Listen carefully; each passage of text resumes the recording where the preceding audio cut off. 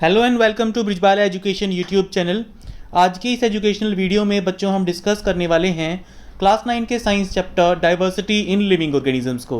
ये इस चैप्टर का पार्ट 3 वीडियो है और इस वीडियो में हम इस चैप्टर को कंप्लीट कर देने वाले हैं। तो चलिए करते हैं शुरू।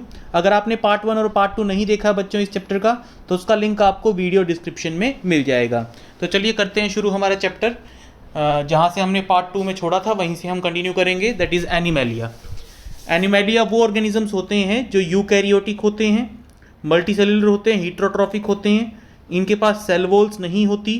ज़्यादातर एनिमल्स मूव कर सकते हैं, मोबाइल का मतलब यहाँ पे मूव कर सकते हैं, they are capable of moving. ठीक है, आगे फिर इनको क्लासीफाई किया गया, एनिमैलिया को कैसे क्लासीफाई किया गया, कौन सी 10 पार्ट्स में इनको डिवाइड किया गया है, उनको एक एक करके हम स्टडी करेंगे।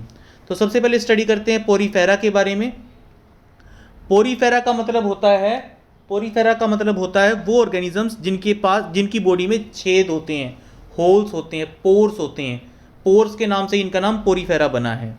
ये नॉन मोटाइल होते हैं, यानी चल फिर नहीं सकते, एक ही जगह पे सॉलिड सपोर्ट से अटैच्ड होते हैं। इनकी पूरी बॉडी पे होल्स प्रेजेंट होते हैं। इनके पास एक कैनाल सिस्टम होता है, ठीक है, ट्यूब्स का एक सिस्टम होता है जिसमें पानी चलता रहता है और उसी चलते हुए पानी की हेल्प से फूड और ऑक्सीजन इनकी बॉडी में ट्रेवल करती है। इनके पास एक आउटसाइड स्केलेटन प्रेजेंट होता है, बाहर एक हार्ड लेयर प्रेजेंट होती है इनकी बॉडी के। काफ़ी मिनिमल डिफरेंशिएशन होता है, यानी टिश्यूज पाए जाते हैं इनके अंदर, लेकिन डिफरेंशिएशन सबसे मिनिमल होता है, यानी सिंपलेस्ट एनिमल्स हैं ये, सबसे सिंपल एनिमल्स हैं ये। इनको स्पॉन्जिस भी कहा जाता है, पोरीफेरा को नॉर्मली स्पॉन्जिस भी कहा जाता है। और ये मरीन हैबिटेट्स यानी पानी में, ठीक है, मरीन हैबिटेट्स में यानी पानी में, साफ पानी में, मरीन यानी सॉल्ट वाटर में ये पाए जाते हैं। आगे आता है सीलेंट्रेटा। सीलेंट्रेटा उससे अगली कैटेगरी है। जैसे जैसे हम आगे बढ़ते जाएंगे कॉम्प्लेक्सिटी बढ़ती जाएगी, एनिमल और ज़्यादा कॉम्प्लेक्स होता जाएगा, बॉडी डिफरेंशिएशन बढ़ता जाएगा। जैसे बात करें पोरीफेरा की तो उसमें सेल्यूलर लेवल ऑफ डिफरेंशिएशन होता है, सेल्स मिलके अलग अलग काम करते हैं। लेकिन अब जो एनिमल्स आएंगे आगे उनमें टिश्यू लेवल ऑफ डिफरेंशिएशन होता है, यानी टिश्यूज या ऑर्गन्स मिलके काम करते हैं। ये एनिमल्स पानी में रहते हैं, इनकी डिफरेंशिएशन होता है इनमें बॉडी डिजाइन में पोरीफेरा से थोड़ा ज़्यादा। इनकी बॉडी में कैविटी प्रेजेंट होती है, प्रॉपर बॉडी कैविटी प्रेजेंट नहीं होती, वैसे तो इनको बिना बॉडी कैविटी वाले ऑर्गेनिज्म ही कहा जाएगा। इनकी बॉडी 2 लेयर से मिलकर बनी होती है, ठीक है। उन 2 लेयर्स को कहा जाता है एक्टोडर्म, बाहर वाली लेयर को, अंदर वाली लेयर को कहा जाता है एंडोडर्म, ठीक है। आगे देखिए, इनमें से कुछ जो हैं सीलेंट्रेट्स में से कुछ तो कॉलोनीज में रहते हैं, यानी ग्रुप्स बना के रहते हैं, जबकि कुछ सोलिटरी यानी अकेले रहते हैं, जैसे कि हाइड्रा, ठीक है, जेलीफिश, सी अनीमनीज, ये इसके एग्जाम्पल्स हैं। आगे आता है प्लेटीहेल्मिन्थस। देखिए जैसे जैसे हम आगे बढ़ते जाएंगे बॉडी का जो डिज़ाइन है वो और ज़्यादा कॉम्प्लेक्स होता जाएगा। इनका जो बॉडी डिज़ाइन है प्लेटीहेल्मिन्थस का, ये पहले वाले 2 ग्रुप से काफ़ी ज़्यादा कॉम्प्लेक्स है। इनकी बॉडी बाइलेटरली सिमेट्रिकल होती है। बाइलेटरली सिमेट्रिकल का मतलब लेफ्ट और राइट हाफ, ठीक है। जैसे मान लीजिए ये एक बॉडी है इनकी, इस अगर बीच में से ऐसे अगर इसको डिवाइड करेंगे लेफ्ट और राइट में, तो जो लेफ्ट वाला हाफ है और राइट वाला हाफ है ये दोनों एक दूसरे के बिल्कुल सेम होंगे। जैसे अगर आप देखें हमारी बॉडी जो है वो बाइलेटरली सिमेट्रिकल है, ठीक है। अगर हमारी बॉडी को वर्टिकली बिल्कुल सीधे सीधे बीच में एक लाइन खींची जाए तो जो लेफ्ट पोर्शन और राइट पोर्शन है वो एक दूसरे से काफ़ी मिलता जुलता होता है, ठीक है। कंप्लीटली अंदर से नहीं होता ऐसा, लेकिन बाहर से हम कम से कम ऐसा कह सकते हैं, ठीक है।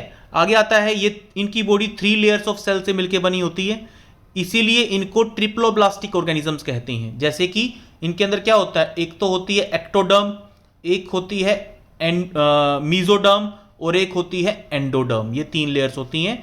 जबकि ऊपर वाला जो ऑर्गेनिज्म था सीलेंट्रेटा वो डिप्लोब्लास्टिक था, उनके पास एक थी एक्टोडर्म और एक थी एंडोडर्म, मीजोडर्म उनके पास नहीं होती। जबकि प्लेटीहेल्मिन्थस के पास 3rd लेयर यानी मीजोडर्म भी होती है, ठीक है।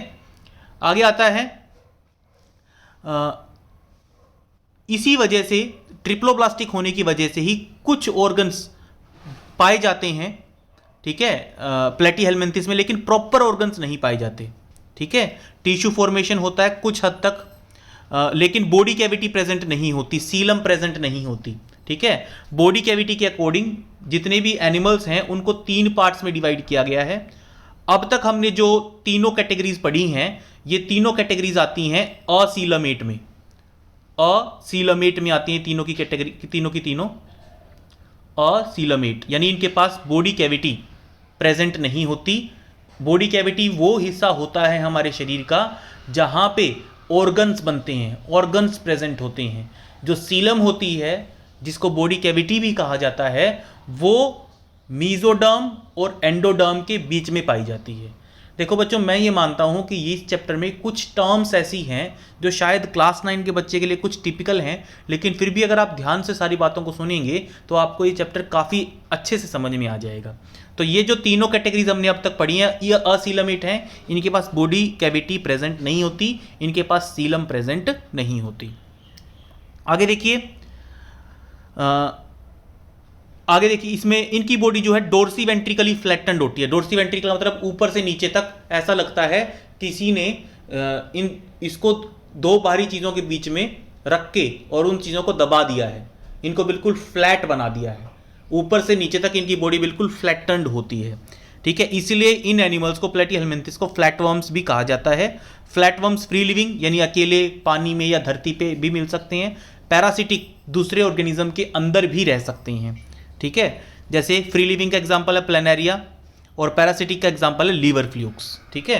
फ्री लिविंग भी हो सकते हैं और पैरासिटिक भी हो सकते हैं। स्टूडेंट्स, मैं दोबारा फिर वही बात करूंगा, जो जो बातें मैंने आपको मेन बताई हैं उनको पॉइंट्स के तरीके से आप नोट कर लीजिएगा, जिससे आपको आसानी होगी। ये एग्जांपल्स हैं प्लेटीहेलमिन्थिस के। आगे आता है नीमेटोड। नीमेटोड जो है ये सूडोसीलमेट है। इसके अंदर बॉडी कैविटी तो होती है, लेकिन फॉल्स बॉडी कैविटी होती है, प्रॉपरली मेड बॉडी कैविटी नहीं होती इसके अंदर। ये भी बाइलेटरली सिमेट्रिकल होते हैं, ट्रिप्लोब्लास्टिक होते हैं, लेकिन इनकी बॉडी सिलेंड्रिकल होती है। ये देखिए सिलेंड्रिकल, आपको दिखाई समझ में आ गया होगा, सिलेंड्रिकल बॉडी होती है इनकी, फ्लैटेंड नहीं होती प्लेटीहेलमिन्थिस की तरह। रियल ऑर्गन्स नहीं होते, टिश्यूज होते हैं इनके अंदर, लेकिन रियल ऑर्गन्स नहीं होते। सूडोसीलमेट्स होते हैं ये, ठीक है। ये पैरासिटिक वॉर्म्स होते हैं। पैरासिटिक का मतलब दूसरों से अपना फूड डिराइव करते हैं, जिससे ये फूड डिराइव करते हैं उसको होस्ट कहा जाता है। इनकी वजह से बहुत सारी बीमारियां भी होती हैं, जैसे एलिफेंटियासिस फिलेरियल वॉर्म्स की वजह से होती है। हमारे इंटेस्टाइन्स में जो वॉर्म्स हो जाते हैं, आंतों में जो कीड़े लग जाते हैं, कीड़े आ जाते हैं, राउंड वर्म और पिन वर्म, वो इसी कैटेगरी का हिस्सा है। आगे आता है आपका नेक्स्ट इज एनालिडा। एनालिडा भी बाइलेटरली सिमेट्रिकल होते हैं, ट्रिप्लोब्लास्टिक होते हैं, इनके पास ट्रू बॉडी कैविटी प्रेजेंट होती है। अब यहाँ से आगे हम जितने भी एनिमल कैटेगरीज पढ़ेंगे वो सारी की सारी सीलमेट हैं, ठीक है।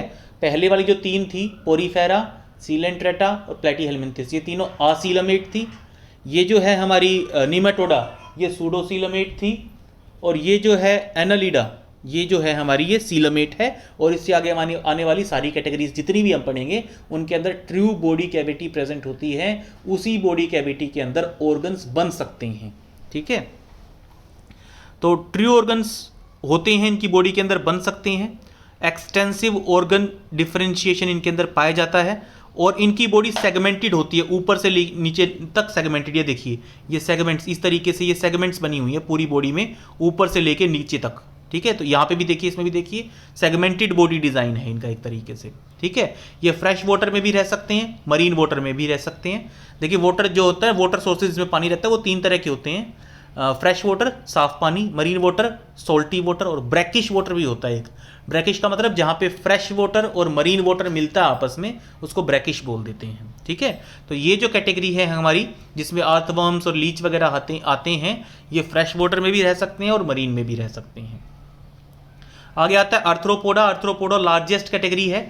जो 10 कैटेगरीज हम पढ़ने वाले हैं एनिमल्स की, उनमें सबसे बड़ी कैटेगरी आर्थ्रोपोड्स ही है, ठीक है। लार्जेस्ट ग्रुप ऑफ ऑर्गेनिजम्स है, एनिमल्स है ये। बाइलेटरली सिमेट्रिकल होते हैं, सेगमेंटेड होते हैं ऊपर वालों की तरह, इनकी बॉडी भी सेगमेंटेड होती है। ये देखिए यहाँ पे पिक्चर्स में दिखा रखा है, ये देखिए ये जो बॉडी है नीचे की तरफ, यहाँ पे इस पे सेगमेंट्स प्रेजेंट है। यहाँ पे देखिए बॉडी के ऊपर सेगमेंट्स प्रेजेंट हैं, तो इनकी बॉडी भी सेगमेंटेड होती है, ठीक है। ओपन सर्कुलेटरी सिस्टम होता है। ओपन सर्कुलेटरी सिस्टम का मतलब ये है कि इनकी बॉडी के अंदर खून तो बहता है, लेकिन खून को बहने के लिए प्रॉपर नसें प्रेजेंट नहीं होती, ब्लड वेसल्स प्रेजेंट नहीं होती। जैसे हमारे पास आर्टरीज, वेन्स, कैपिलरीज प्रेजेंट होती है ना, वैसे इनके पास ब्लड तो होता है, ब्लड बहता भी है बॉडी कैविटी में, लेकिन प्रॉपर ब्लड वेसल्स इनके पास नहीं होती हैं। इनके पास जॉइंटेड लेग्स होती हैं, ठीक है। आर्थ्रोपोड जो वर्ड है इसका मतलब ही है जॉइंटेड लेग्स, ठीक है। Prawns, butterflies, house flies, spider, scorpions, crabs, ये इसके एग्जांपल्स हैं। आगे आता है मोलस्का। इस ग्रुप में बाइलेटरल सिमेट्रिकल ऑर्गेनिजम्स होते हैं। सीलमिक कैविटी, प्रॉपर सीलमिक कैविटी इनके पास प्रेजेंट होती है। थोड़ी बहुत सेगमेंटेशन होती है इनमें। ओपन सर्कुलेटरी सिस्टम होता है ऊपर वाले की तरह, मैंने वहां आपको बताया ओपन सर्कुलेटरी सिस्टम का मीनिंग। एक किडनी लाइक ऑर्गन भी होता है एक्सक्रीशन के लिए। एक्सक्रीशन का मतलब होता है वेस्ट प्रोडक्ट्स को, जैसे हमारा ब्लड होता है, ब्लड के अंदर के वेस्ट प्रोडक्ट को अलग करके ब्लड से और फिर उनको रिलीज कर देना, ठीक है, वो होता है एक्सक्रीशन, ठीक है। इनके पास एक फूट भी हो सकता है जो इनको चलने में हेल्प करता है। स्नेल्स और मसल्स इसके एग्जांपल्स हैं, ठीक है। आगे देखिए काइनोडर्मेटा, ठीक है। काइनोडर्मेटा जो वर्ड है ना, काइनोडर्मा, डर्मेटा, काइनो का मतलब स्पाइनी, कांटेदार, डर्मा का मतलब स्किन, यानी कांटेदार स्किन वाले एनिमल्स होते हैं ये, ठीक है। आगे देखिए स्पाइनी स्किन्ड ऑर्गेनिजम्स होते हैं ये फ्री लिविंग मरीन एनिमल्स होते हैं। फ्री लिविंग का मतलब किसी ऑर्गेनिज्म के ऊपर नहीं रहते, पैरासाइट बन के नहीं रहते, और मरीन वाटर यानी समुद्री पानी में, नमकीन पानी में, खारे पानी में मिलते हैं ये। ट्रिप्लोब्लास्टिक होते हैं, प्रॉपर बॉडी कैविटी होती है, सीलमिक कैविटी होती है। आगे देखिए इनके अंदर एक वाटर ड्रिवन ट्यूब सिस्टम होता है जो इनको चलने में हेल्प करता है, यानी इनकी बॉडी के अंदर पानी एंटर करता है एक ट्यूब सिस्टम के जरिए, और वही पानी जो है वो प्रेजेंट होता है इनके अंदर, इनको मूवमेंट में हेल्प करता है। इनके पास एक कैल्शियम कार्बोनेट का बना हुआ हार्ड एक्सोस्केलेटन होता है, ठीक है। इनकी बॉडी के पास एक स्केलेटन होता है, एक कंकाल होता है इनकी बॉडी के अंदर जो कैल्शियम कार्बोनेट का बना होता है। सी स्टार्स, सी अर्चिन्स इसका एग्जांपल्स हैं। स्टारफिश भी आता है इसमें, ठीक है। आप ये स्टूडेंट्स डायग्राम्स जो हैं, डायग्राम्स में जो एनिमल्स दे रखे हैं और जो नाम दे रखे हैं उनके वो जरूर से जरूर रीड कीजिएगा। आगे आता है प्रोटोकोडेटा, 9th कैटेगरी हमारी आती है प्रोटोकोडेटा। बाइलेटरली सिमेट्रिकल होते हैं, ट्रिप्लोब्लास्टिक होते हैं, प्रॉपर बॉडी कैविटी प्रेजेंट होती है, सीलम प्रेजेंट होती है, ठीक है। इनके अंदर एक जो अलग चीज़ें होती हैं जो ऊपर वाली 8 कैटेगरीज में नहीं थी, वो है नोटोकोड, ठीक है। पूरी लाइफ में या फिर लाइफ के कुछ स्टेजेस में इनके पास नोटोकोड प्रेजेंट होती है। नोटोकोड क्या होती है? नोटोकोड एक लॉन्ग रोड लाइक स्ट्रक्चर होती है जो एनिमल की बैक यानी कमर के साथ साथ रन करती है, जो नर्वस सिस्टम और गट रीजन को, नर्वस सिस्टम और बाकी जो ऑर्गन्स हैं उनको सेपरेट करती है। जैसे हमारे शरीर के अंदर नोटोकोड तो नहीं कह सकते, वर्टिब्रल कॉलम है हमारे पास, मतलब नोटोकोड का डेवलप्ड जो वर्जन है वो है हमारे पास, ठीक है। जैसे हमारे शरीर में क्या है, जो रीढ़ की हड्डी है हमारी, जो हमारी रीढ़ की हड्डी है वो टॉप से लेके नीचे तक, मतलब डोर्सली टॉप से लेके बॉटम तक वो जाती है। इसी तरीके से नोटोकोड जाती है।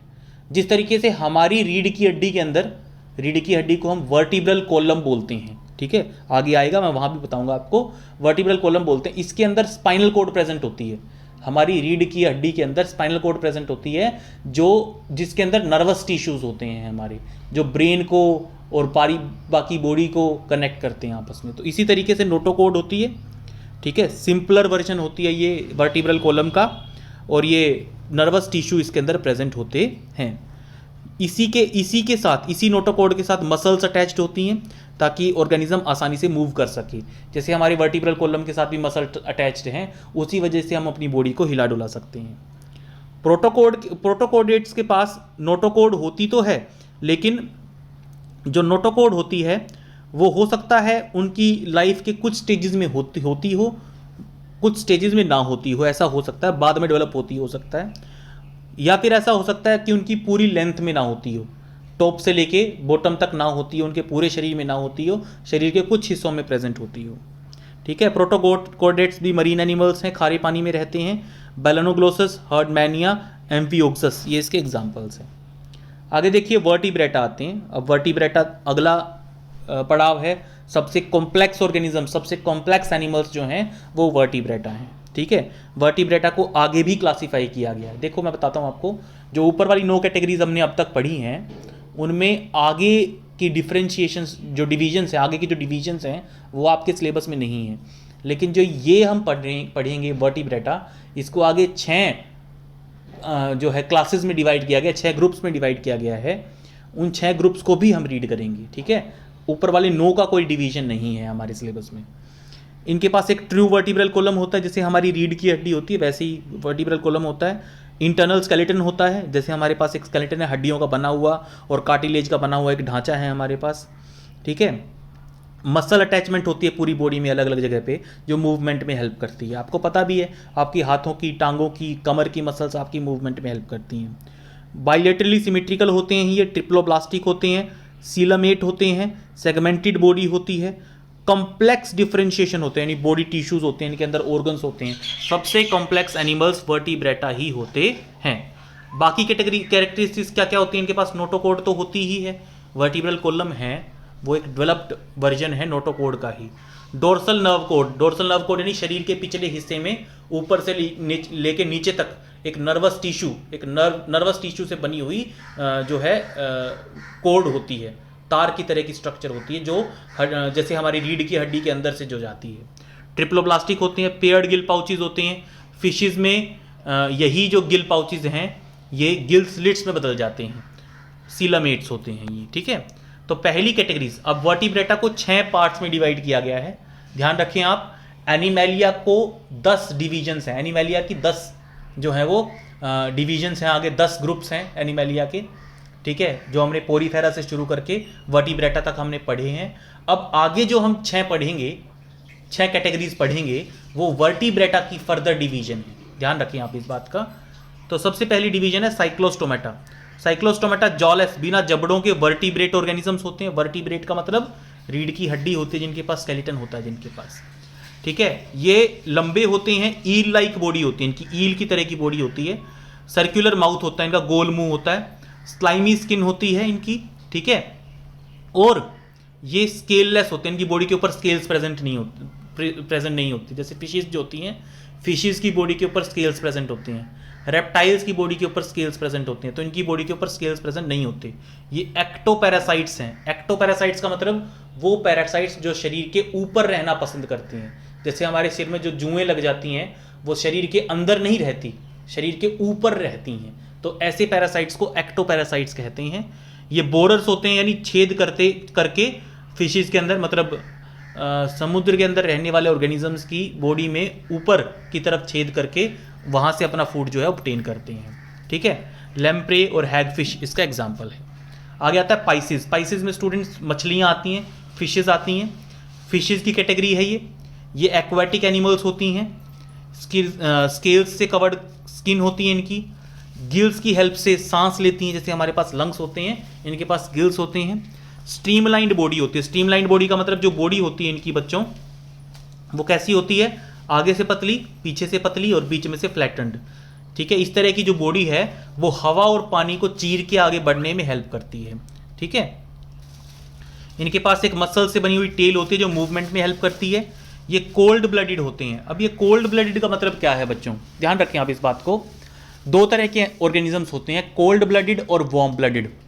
कोल्ड ब्लडेड जो होते हैं उनका बॉडी टेम्परेचर बाहर के टेम्परेचर के अकॉर्डिंग सेट होता है, ठीक है। जैसे कि उनको धूप या छाँव में जाके रेस्ट करना पड़ता है, अपनी बॉडी टेम्परेचर को रेगुलेट करना पड़ता है, ठीक है।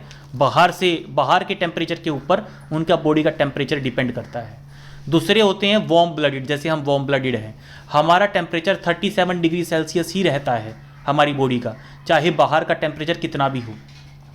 अगर हम गर्मी में होंगे तो हमारा पसीना आएगा, पसीना इवेपोरेट होगा, जिससे कूलिंग आएगी और बॉडी का टेम्परेचर 37 मेंटेन करेगी बॉडी खुद। यानी जिनकी बॉडी खुद अपना टेम्परेचर मेंटेन करती है, बाहर के टेम्परेचर पे डिपेंड नहीं करती, वो होते हैं वार्म ब्लडेड। जैसे कि हम और बर्ड्स वार्म ब्लडेड एनिमल्स हैं, ठीक है। जबकि जिनका टेम्परेचर, जैसे स्नेक्स वगैरह होते हैं, उनको धूप सेकने जाना पड़ता है। जैसे आपने कभी देखा हो, क्रोकोडाइल्स जो होते हैं वो मुंह खोल के और धूप सेकते हैं, ठीक है। और जब धूप मतलब पानी के अंदर भी चले जाते हैं अपना बॉडी टेम्परेचर रेगुलेट करने के लिए कई बार वो, तो ऐसे एनिमल्स को कोल्ड ब्लडेड एनिमल्स कहा जाता है। इनके हार्ट में 2 चैम्बर्स होते हैं। Their heart have 2 chambers, 2 chambers होते हैं, जबकि ह्यूमंस के हार्ट में 4 चैम्बर्स होते हैं, ठीक है। अंडे देती हैं मछलियाँ, ठीक है। कई तरह की फिशेस के बारे में आपने सुना भी होगा, ठीक है। इनका जो स्केलेटन होता है वो कार्टिलेज से बना होता है। कार्टिलेज से बना होता है इनका पूरा का पूरा स्केलेटन, ठीक है। जैसे कि शार्क्स, और कुछ का जो स्केलेटन है वो बोन और कार्टिलेज दोनों के मिलने से बना होता है, ठीक है, जैसे कि ट्यूना और रोहू। आगे आता है आपका थर्ड कैटेगरी जो आती है, दैट इज एम्फीबिया, एम्फीबियंस होते हैं ये, ठीक है, एम्फीबियंस। और इससे अगली कैटेगरी रेप्टिलिया यानी रेप्टाइल्स होंगे। इन दोनों में डिफरेंसेस काफ़ी बार पूछे जाते हैं, तो वो मैं जैसे ही आपको रेप्टिलिया पढ़ाऊंगा तो वहाँ पर आपको बताता रहूँगा। इनके पास स्केल्स नहीं होते, बॉडी के ऊपर स्केल्स नहीं होते। स्किन के ऊपर म्यूकस ग्लैंड्स होती हैं जो स्किन के ऊपर म्यूकस रिलीज करती रहती है। स्किन जो उनकी चिपचिपी सी होती है इनकी स्किन, ठीक है, ताकि पानी में रहने से स्किन खराब ना हो, ठीक है। 3 चैम्बर्ड हर्ट होता है। फिशेस का 2 चैम्बर्ड था, इनका कितना है, 3 चैम्बर्ड हर्ट है। ये गिल्स या लंग्स की मदद से सांस लेते हैं, ठीक है। ये अंडे देते हैं, लेकिन इनके अंडों के ऊपर हार्ड कवरिंग नहीं होती बच्चों, ध्यान रखना। इनके जो अंडे होते हैं ना एम्फीबियंस के, अलग होते हैं, जेली की तरह के अंडे होते हैं इनके, जेली की जैसे ट्रांसपेरेंट जेली होती है ना, इस तरह के अंडे होते हैं। जैसे मुर्गी का अंडा होता है, मुर्गी के अंडे के बाहर एक सफ़ेद कलर की जो है हार्ड कवरिंग होती है, उस तरह की हार्ड कवरिंग प्रेजेंट नहीं होती एम्फीबियंस के अंडों के ऊपर। ये पानी में भी रह सकते हैं, ज़मीन पे भी रह सकते हैं, लेकिन ये अंडे देते हैं पानी के अंदर। फ्रॉग्स, टोड्स और सैलेमेंडर्स इसके एग्जाम्पल हैं। आगे आता है रेप्टिलिया। रेप्टिलिया कोल्ड ब्लडेड होते हैं, वो भी कोल्ड ब्लडेड होते हैं स्टूडेंट्स। क्या नाम है, हमारी जो एम्फीबियंस आए थे वो भी कोल्ड ब्लडेड होते हैं। इनकी बॉडी पे स्केल्स होते हैं, ठीक है। पहला पॉइंट ऑफ डिफरेंस आ गया, रेप्टिलिया की बॉडी के ऊपर स्केल्स होते हैं, एम्फीबियंस पे नहीं होते। एम्फीबियंस की बॉडी पे म्यूकस ग्लैंड्स होती हैं, रेप्टाइल्स की बॉडी पे म्यूकस ग्लैंड्स नहीं होती, ठीक है। ज़्यादातर एम्फीबियंस अपने अंडे पानी में देते हैं, ज़्यादातर रेप्टाइल्स अपने अंडे ज़मीन पे देते हैं। रेप्टाइल्स के अंडों पे हार्ड टफ कवरिंग होती है, एम्फीबियंस के अंडों पे हार्ड टफ कवरिंग नहीं होती, ठीक है। कुछ सिमिलरिटीज़ भी हैं, जैसे 3 चैम्बर्ड हर्ट होता है दोनों के अंदर, दोनों कोल्ड ब्लडेड होते हैं, ठीक है। सारे रेप्टाइल्स के पास 3 चैम्बर्ड हर्ट होता है, क्रोकोडाइल को छोड़ के। क्रोकोडाइल के पास 4 चैम्बर्ड हर्ट होता है, ठीक है। इनकी एग्स के ऊपर टफ कवरिंग्स होती हैं और ये अपने अंडे पानी में नहीं देते, ठीक है। स्नेक्स, टर्टल्स, लिजर्ड्स, क्रोकोडाइल्स इसके एग्जाम्पल्स हैं। नेक्स्ट आती है एव्स। एव्स बोलते हैं बर्ड्स को, वार्म ब्लडेड हैं ये, ठीक है। 4 चैम्बर्ड हर्ट होते हैं, अंडे देते हैं, ठीक है। इनके पास फेदर्स, पंख होते हैं। इनके जो 4 लिम्स होते हैं, 4 लिम्स यानी आगे वाले जो 2 लिम्स होते हैं इनके, जैसे हमारे 4 लिम्स हमारे हाथ हो गए, हमारे हिंड लिम्स हमारे पैर हो गए, तो जो इनके 4 लिम्स हैं वो मॉडिफाइड हैं पंखों में, जो उनको उड़ने में हेल्प करते हैं। ये लंग्स की हेल्प से सांस लेते हैं। सारे बर्ड्स एव्स की कैटेगरीज में ही आते हैं। अगली कैटेगरी आती है हमारी मैमेलिया, ठीक है। मैमेलिया वार्म ब्लडेड होते हैं, 4 चैम्बर्ड हर्ट होता है। अब मैमेलिया की डिफरेंशिएशन क्या है, बाकियों से कैसे अलग हैं। मैमेलिया में फीमेल्स के, ज़्यादातर फीमेल्स के पास मेमोरी ग्लैंड्स होती हैं। मेमोरी ग्लैंड्स, मेमोरी याद करने वाला मेमोरी नहीं है, मेमोरी ग्लैंड्स होती हैं जिनसे ये अपने बच्चों को दूध पिलाती हैं। यानी हम ये कह सकते हैं अपने यंग वंस को दूध पिलाने वाले एनिमल्स को मैमेलिया कहा जाता है। ध्यान रखें आप इस बात का, अपने बच्चों को दूध पिलाने वाले एनिमल्स को मैमेलिया कहा जाता है, ठीक है। The animals which feed milk to their young ones using their memory glands are called mammalia, ठीक है। इनकी स्किन के ऊपर बाल होते हैं, स्वेट ग्लैंड्स, पसीने वाली ग्रंथियां भी होती हैं, और ऑयल ग्लैंड्स भी होती हैं, ठीक है। ज़्यादातर जो मैमल्स हैं वो बच्चों को पैदा करते हैं, अंडे नहीं देते ज़्यादातर। लेकिन प्लेटिपस और काइडना 2 ऐसे मैमल्स हैं जो अंडे देते हैं। कुछ बच्चे यहाँ पे कंफ्यूज हो जाते हैं, कुछ बच्चे लिख देते हैं एग्जाम में कि जो बच्चे पैदा करते हैं अंडे नहीं देते वो मैमेलिया होते हैं। ऐसा नहीं है। मैमेलिया की डेफिनेशन है the animals which feed milk to their babies, ठीक है, आर कॉल्ड मैमल्स। ज़्यादातर मैमल्स बच्चे पैदा करते हैं, अंडे नहीं देते, लेकिन कुछ मैमल्स ऐसे भी हैं जो अंडे देते हैं, जैसे कि प्लेटिपस और काइडना।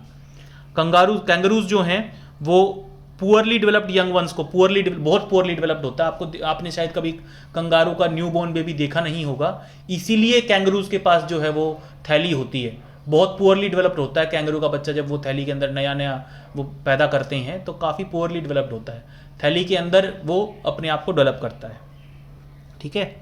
आगे आता है आपका ये देखिए, ये एनिमल्स की जो हमने 10 कैटेगरीज पढ़ी हैं, तो उनका ये कैसे डिवीजन किया गया 10 कैटेगरीज में, वो हियरार्की यहाँ दिखाई गई है। तो सबसे पहले आता है जो सेल्यूलर लेवल ऑफ ऑर्गेनाइजेशन था, उनको नाम दे दिया हमने पोरीफेरा, जो पहली कैटेगरी हमने पढ़ी थी। और जब टिश्यू लेवल ऑफ ऑर्गेनाइजेशन आ गया तो हमने आगे डिवाइड कर दिया उनको, बिना बॉडी कैविटी वाले असीलमेट्स, सूडोसीलमेट्स, बॉडी कैविटी तो है लेकिन इम्प्रॉपर है, और सीलमेट्स। ठीक है, जिनके पास बॉडी कैविटी थी ही नहीं उनको दिया हमने नाम सीलेंट्रेट्स और प्लेटीहेलमिन्थेस, और जिनके पास फॉल्स बॉडी कैविटी थी उनको हमने बोला नीमेटोड्स, और जिनके पास बॉडी कैविटी थी उनको हमने आगे जो है डिवाइड किया। कैसे डिवाइड किया?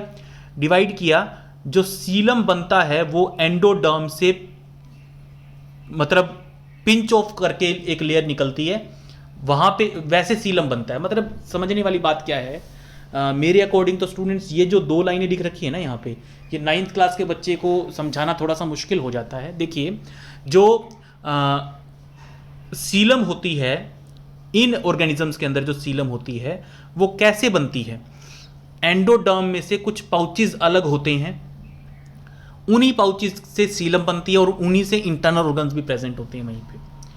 यहाँ पे क्या होता है, जो मीजोडर्मल सेल्स होती हैं वो तब बनती हैं, सिंगल सेल से बनती हैं, तब बनती हैं जब बेबी जाइगोट से एम्ब्रियो बनता है, एम्ब्रियो से आगे डेवलप करता है, तब एक सिंगल सेल से एम्ब्रियोनिक मीजोडर्मल लेयर का डेवलपमेंट होता है। ठीक है, आगे आता है तो इस कैटेगरीज में आते हैं एनालिडा, मोलस्का और अर्थ्रोपोडा, और जो इस कैटेगरीज में आते थे उनको हमने आगे डिवाइड किया। नोटोकॉड नहीं थी तो हम नाम ने दे दिया काइनोडर्मेटा, नोटोकॉड थी तो आगे हमने उनको डिवाइड किया। ठीक है, अगर रूडिमेंट्री नोटोकॉड है, कुछ स्टेजेस में प्रेजेंट है, पूरी बॉडी में प्रेजेंट नहीं है, तो उनको हमने क्या बोला? प्रोटोकॉर्डेटा। और जिनके पास प्रॉपर नोटोकॉड प्रेजेंट है, वर्टिब्रल कॉलम प्रेजेंट है, उनको हमने नाम दे दिया वर्टिब्रेटा। फिर अब ये 10 कैटेगरीज हो गई और एनिमल्स की। अब वर्टिब्रेटा को हमने आगे डिवाइड किया। ठीक है, इनके बारे में हम पढ़ ही चुके हैं, साइक्लोस्टोमेटा क्या होते हैं, Pisces, amphibia, reptilia, Aves, Mammalia क्या होते हैं, ये हम पढ़ ही चुके हैं। आगे आता है नोमेनक्लेचर। सिस्टमैटिक नेमिंग होनी चाहिए लिविंग ऑर्गेनिजम्स की, साइंटिफिक नेम रखना जरूरी है हर लिविंग ऑर्गेनिज्म का। अगर आज भी किसी नए ऑर्गेनिज्म को ढूंढ लेती है हमारी जो साइंटिस्ट की टीम है, बायोलॉजिस्ट की टीम है, तो भी उसका साइंटिफिक नेम रखना जरूरी होता है। तो ये साइंटिफिक नेम रखना, ये सिस्टमैटिक नेम रखना क्यों ज़रूरी है? वही चीज़ है, यहाँ पे बता रखा है। भाई लोग अलग अलग भाषाएं बोलते हैं, अलग अलग भाषाओं में ऑर्गेनिजम्स के अलग अलग नाम होते हैं, तो इस प्रॉब्लम को, भाषाओं की प्रॉब्लम को जो है सॉल्व करने के लिए एक सिस्टम बनाया गया, साइंटिफिक नेमिंग का एक सिस्टम बनाया गया जिसको बाइनोमियल नोमेनक्लेचर बोलते हैं। ठीक है, और उस सिस्टम के तहत जो हम नाम रखते हैं एनिमल का, वो रखते हैं, उसको बोलते हैं साइंटिफिक नेम। जैसे ह्यूमंस का साइंटिफिक नेम है Homo sapiens, our scientific name is Homo sapiens, ये हमारा साइंटिफिक नेम है। ठीक है, ये जो सिस्टम हम आज यूज़ कर रहे हैं साइंटिफिक नेमिंग का, ये कारोलस लीनियस नाम के एक एक्सपर्ट ने जो है डिवाइस किया था। जो साइंटिफिक नेम होता है ऑर्गेनिज्म का, वो उसकी क्लासिफिकेशन के ऊपर डिपेंड करता है। यानी अगर कोई बायोलॉजी का जानकार है तो उस ऑर्गेनिज्म के नाम से ही उसके बारे में काफ़ी कुछ बता सकता है, अगर उसको बायोलॉजी की अच्छी जानकारी है तो। ठीक है, लेकिन जब हम किसी स्पीसीज, देखिए नाम हम स्पीसीज का रखते हैं, जैसे हमने ह्यूमंस का नाम रखा होमो सैपियंस, हमारी स्पीसीज का, हमारी प्रजाति का नाम है होमो सैपियंस। ठीक है, तो हम उस पूरी हियरार्की को ही उस नाम में शामिल कर देते हैं जिससे वो ऑर्गेनिज्म बना है, जिसका वो हिस्सा है। ठीक है, तो हम एक तो जीनस नेम और एक स्पीसीज नेम, 2 वर्ड्स होते हैं साइंटिफिक नेम में। ठीक है, साइंटिफिक नेम में हर एनिमल के, हर ऑर्गेनिज्म के साइंटिफिक नेम में 2 वर्ड होते हैं। पहला वर्ड होता है उसका जीनस का नाम, दूसरा वर्ड होता है उसकी स्पीसीज का नाम। ठीक है, आगे देखिए, ज़्यादातर बार हम लैटिन लैंग्वेज से लिए हुए वर्ड्स लेते हैं साइंटिफिक नेमिंग में। कुछ रूल्स हैं जो साइंटिफिक नेमिंग लिखते वक्त, साइंटिफिक नेम्स लिखते वक्त ध्यान में रखना चाहिए। पहली बात तो जो जीनस का नाम है वो कैपिटल लेटर में हमेशा लिखा जाता है, और जो स्पीसीज का नाम है वो स्मॉल लेटर से शुरू होता है। ठीक है, जैसे मैं ह्यूमंस का नाम लिखूँ तो होमो, होमो का H कैपिटल, लेकिन सैपियंस का S स्मॉल। ठीक है, तो H कैपिटल, जीनस का पहला अक्षर, पहला लेटर कैपिटल, स्पीसीज का पहला लेटर स्मॉल। जब प्रिंट किए जाते हैं साइंटिफिक नेम तो उनको इटैलिक्स में प्रिंट किया जाता है। इटैलिक्स होता है ना, बोल्ड, इटैलिक्स, अंडरलाइंड। ठीक है, तो इटैलिक्स में प्रिंट किया जाता है। जब हम लिखते हैं तो साइंटिफिक नेम को अंडरलाइन किया जाता है लिखते वक्त। ठीक है, नोटबुक में अगर आप किसी का साइंटिफिक नेम लिख रहे हैं तो उसका नाम हमें क्या करना पड़ता है, अंडरलाइन करना पड़ता है। तो स्टूडेंट यहाँ ये चैप्टर आपका कंप्लीट होता है। अगर आपको वीडियो पसंद आए तो प्लीज़ वीडियो को लाइक कीजिएगा, अपने फ्रेंड्स के साथ शेयर कीजिएगा, कमेंट बॉक्स में अपनी राय जरूर दीजिएगा। अगर आप इस चैनल पे नए हैं, अब तक आपने सब्सक्राइब नहीं किया है, तो ज़रूर सब्सक्राइब करें ब्रिजवाला एजुकेशन यूट्यूब चैनल को, दबा दें नोटिफिकेशन बेल आइकन को, ताकि जैसे ही हम आपकी क्लास का कोई नया वीडियो अपलोड करें सबसे पहले नोटिफिकेशन पहुंचे आपके डिवाइस तक। Thank you for being with us, thank you for supporting us, keep supporting, keep loving.